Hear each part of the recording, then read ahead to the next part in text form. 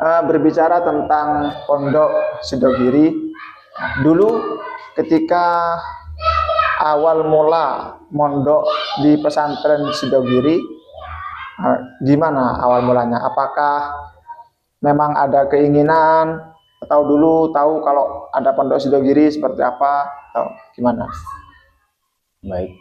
Assalamualaikum warahmatullahi wabarakatuh. Waalaikumsalam warahmatullahi wabarakatuh. Alhamdulillahirabbil alamin. Bihi nasta'inu ala umuri dunya waddin. Shallallahu alaihi wasallam ala sayyidina Muhammadin wa ala alihi wa sahbihi ajma'in.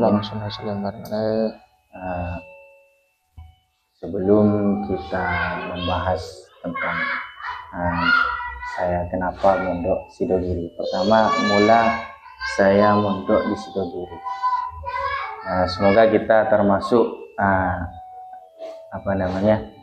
termasuk orang yang dikehendaki baik. Amin amin. Amin amin Allahumma amin amin. Jadi langsung saja mungkin. Pertama saya mondok di Sidogiri itu karena mungkin setiap orang-orang beda. Setiap orang itu beda antara pilihannya. Karena ada peribahasa begini, tak kenal maka tak sayang. Dulu saya sebelum mengetahui Sidogiri itu seperti apa, itu sebelum mondok saya dulu pastinya ketika ingin mondok dulu, ketika lulus sudah dari sekolah saya dan saya ingin mondok. Nah, pastinya itu kan nanti mau mondok di mana? Pertanyaannya seperti itu. Mau mondok di mana? Nah, ketika itu saya tidak tahu pondok itu seperti apa. Akhirnya saya dulu itu karena ada paman saya mondok di Sidogiri. Jadi yang mengenalkan? Iya, yang mengenalkan. Sebelum saya tahu pondok, cuma tahu pondok saja. Pondok itu seperti apa enggak? Akhirnya saya sering ke pondok Sidogiri. Oh, sebelum mondok sudah pernah ke Sidogiri? Iya. Sebelum berangkat mondok sudah pernah? Iya, sudah sering ke Sidogiri. Jadi saya pertama kenal pondok itu Sidogiri. Karena sering itu diajak kiriman istilahnya ke pondoknya Pak. Mungkin barokahnya gitu ya. Nah, ketika itu saya tergiur. Istilahnya, pondok Sidogiri ini seperti ini. Ternyata di pikiran saya waktu itu enak ya mondok di Sidogiri. Kayaknya enak gitu. Kan belum tahu itu. Cuma saya waktu itu masuk keluar Sidogiri, jadi tahu dengan walaupun tidak tahu 100%, cuma tahu. Karena barokah tadi diajak, dan dari itu tadi kenal dan ingin mondok di Sidogiri. Alhamdulillah. Ketika diajak, baru ada keinginan untuk mondok di Sidogiri. Ketika pertama kali mondok, datang ke pondok sebagai santri baru, apa kesannya? Kan mungkin sebagian kita sudah tahu ya, pondok Sidogiri itu terkenal, mungkin bahasa santrinya terkenal keramat lah. Terkenal kayak di sana pondok salaf yang sangat-sangat ketat dalam pelajarannya, dalam tirakatnya bahasanya. Itu kesan pertama kali ketika sampai di pondok Sidogiri seperti apa kesannya? Yang paling menarik mungkin kesannya karena pertama mondok, pastinya setelah itu orang tua sudah pulang kan gitu kalau di pondok. Pertama kali nganter. Iya, pertama kali nganter, terus setelah itu pulang pastinya kan kepikiran pastinya kepikiran. Jadi kesannya itu, tapi teman-teman itu welcome. Teman-teman itu welcome. Jadi ini ada anak baru. Jadi gini, oh harus gini, harus gitu. Nah, baru jadi ditemani. Jadi kesannya mungkin itu. Mungkin Pertama, memang berpisah sama orang tua, tapi ya, alhamdulillah diganti ada teman. Saya jadi ingat dulu ketika di pondok, dipeseni ya sama guru-guru di pondok, sama Ustaz Anwar, kamu kalau membuat teman-teman santri baru kerasan, satu aja kerasan karena kamu, misalnya ya karena kita welcome, kita bantu, kan namanya seni baru kan kadang, apalagi yang belum kenal sama siapa-siapa, itu kita ajak, kita temani, mau apa kita bantu. Itu kalau kita membuat betah satu santri itu pahalanya bisa mengalir. Alhamdulillah. Ya setelah itu mungkin seiring berjalannya waktu, terbiasa sudah banyak teman, dan setelah itu sudah terbiasa. Biasanya kan butuh proses berapa hari, berapa minggu. Berapa minggu. Artinya seperti itu. Alhamdulillah. Ini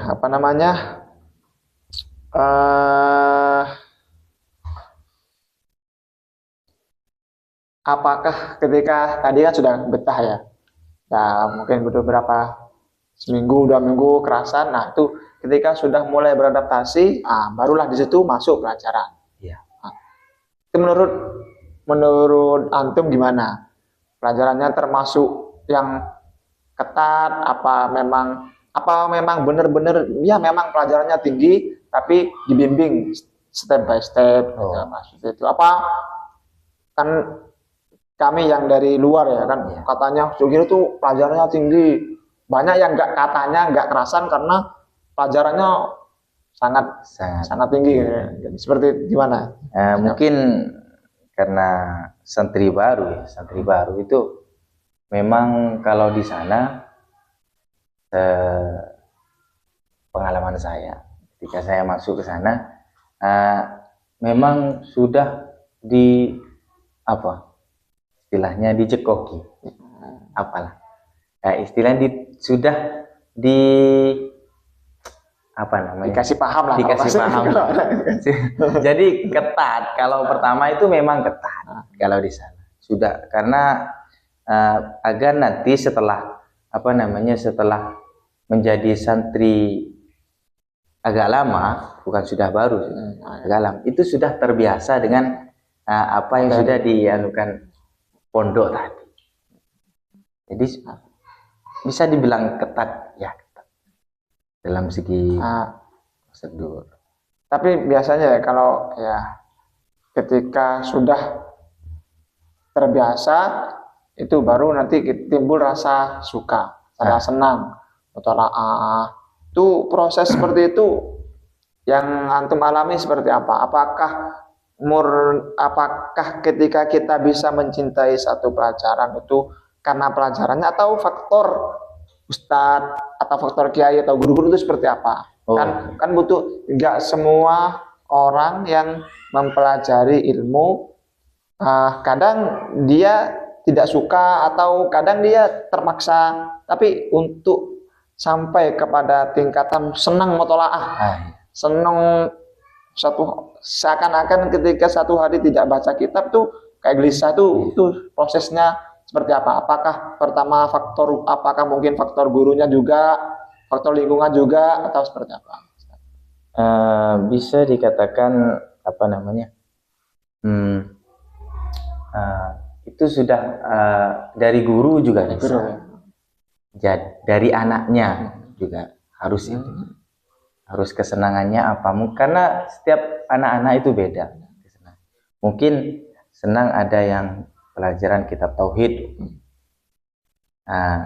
Itu nanti ketepatan pada ilmu tauhid, dia biasanya semangat. Tetap semangat, yang lain tetap semangat, cuma lebih semangat lagi di tauhid. Di guru itu juga berpengaruh. Karena kenapa? Karena ketika guru itu menyenangkan ke anak-anak santri, ke santrinya, maka itu menjadi pendorong bagi santri agar bisa belajar lebih bisa mencintai. Metodenya itu setiap guru kan beda, pastinya beda. Nah, jadi yang juga menjadi faktor lagi teman, juga itu teman bisa berpengaruh pada apa yang ada di pondok. Lingkungan juga termasuk. Karena juga apa namanya, pondok itu apa namanya, dikatakan kalau kata Ki Hasani di sana, disebutkan Ki Hasani itu utlub uluman wajtahid katsira. Jadi belajar itu di pondok itu ada slogan di setiap kelas itu pasti ada utlub uluman wajtahid katsira. Artinya mencarilah ilmu dan bersungguh-sungguhlah. Jadi biar agar semangat. Kalam guru itu apa namanya, jauh daripada guru itu juga menjadi faktor anak-anak bisa apa namanya, timbul himmah, timbul semangat lagi. Sebelum kita lanjut, saya kembali ke depan tadi ya. Kan tadi karena barokah memandang, diajak, jadi maka ada timbul rasa. Ya, jadi teringat kata Habib Abdul Qadir bin Zaid Ba'abud. Makanya anak-anak kecil itu memang perlu dibawa sowan ke orang-orang soleh. Beliau mengutip, kalau nggak salah dahulunya ulama, Habib Abdul Qadir berkata, kam minas sibyan yal amamar rijal fanadharu ilaih famasor sibyan. Betapa banyak anak kecil yang tidak tahu apa-apa, bermain, diajak main sama orang tuanya, diajak sowan sama ulama-ulama, dipandang oleh seorang ulama kepada anak tersebut famasor sibyan. Maka anak kecilnya sudah hilang, sudah pangkatnya sudah menjadi bagian dari orang-orang soleh. Makanya maaf pandangan tadi ya, sehingga menyebabkan anak-anak yang mungkin tidak ada bayangan mondok, tapi ketika melihat, ketika barokah pandangan, sudah timbul semangat. Alhamdulillah. Ini terakhir ya, untuk pesan. Sekarang kan udah mau ada santri baru. Pesan-pesan untuk santri baru yang mau mondok, agar semangat, agar bisa cepat betah dan bisa segera beradaptasi dan bisa mencintai ilmu-ilmu baginda Kanjeng Nabi Muhammad SAW. Ya. Mungkin untuk yang apa namanya, ingin masuk ke umumnya seluruh pondok dan khususnya Pondok Pesantren Sidogiri, itu hal yang pertama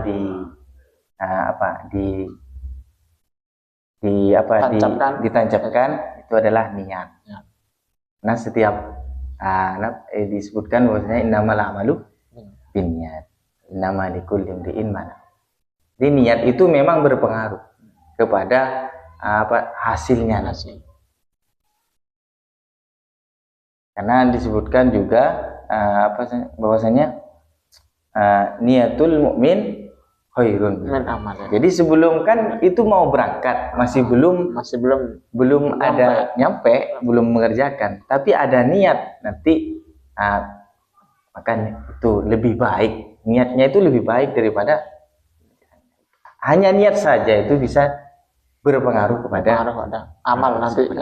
Dan juga ketika apa namanya, mondok dimanapun, khususnya di Sidogiri, nanti apa namanya, jangan sampai ketika apa namanya, ketika nyampe di pondoknya itu tidak istilahnya wanti-wanti, harus apa namanya, sowan lah, sering-sering sowan kepada gurunya, karena ikatan antara santri dengan guru itu sangat berpengaruh. Ta'alluq bainal santri wal syekh itu sangat berpengaruh. Nah, jadi apa namanya, pesan-pesannya juga ketika apa namanya kalau di Sidogiri itu ada takrifnya, santri itu ada takrif. Takrif Iya. seperti apa itu? Takrif itu yang dinamakan santri itu apa?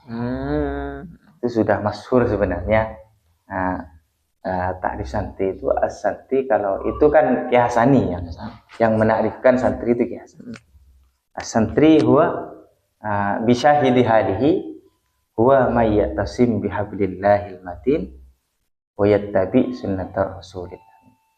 Jadi artinya santri itu kalau dilihat dari tindak langkahnya, santri hakiki ini, santri hakiki adalah orang yang berpegang teguh kepada apa namanya, hablum minallah, mayyatasim bihablillahil matin, kepada ya Al-Qur'an, kepada apa yang sudah diajarkan oleh Allah. Wa yattabi sunnatar, dan juga mengikuti apa yang sudah disunahkan, sudah dicontohkan oleh Nabi, baginda Nabi. Jadi wala yamilu yumnatan wala yusratan, ada keterusannya itu. Dan santri itu sejatinya tidak menoleh ke kanan dan ke kiri. La yaminu yumna wala yusra. Jadi tidak menoleh ke kanan dan ke kiri. Artinya gimana? Ketika santri itu sudah jalannya lurus, nah ini sudah tidak boleh toleh kanan kiri. Jalannya ini sudah tidak boleh. Jadi seperti itu. Bismillah sudah ya. Bismillah sudah. Ini sudah dituturkan kiai semua, guru kita. Maka ini nggak usah toleh kanan kiri. Itu kalau masih toleh kanan kiri, maka itu bukan dinamakan santri, ya beliau. Karena setiap pondok itu mestinya ada santri. Dan ketika apa namanya di Sidogiri itu apa namanya, nanti ketika mungkin pesan-pesan dari saya, kalau di Sidogiri juga disebutkan oleh Mas Nawawi agar ini kerasan ya, tips sebenarnya agar kerasan, bahwasanya nanti apa namanya, setiap santri itu sebenarnya tidak kerasan, pasti tidak kerasan. Maka beliau itu menyampaikan begini, apa namanya, dawahnya beliau, artinya diartikan begini,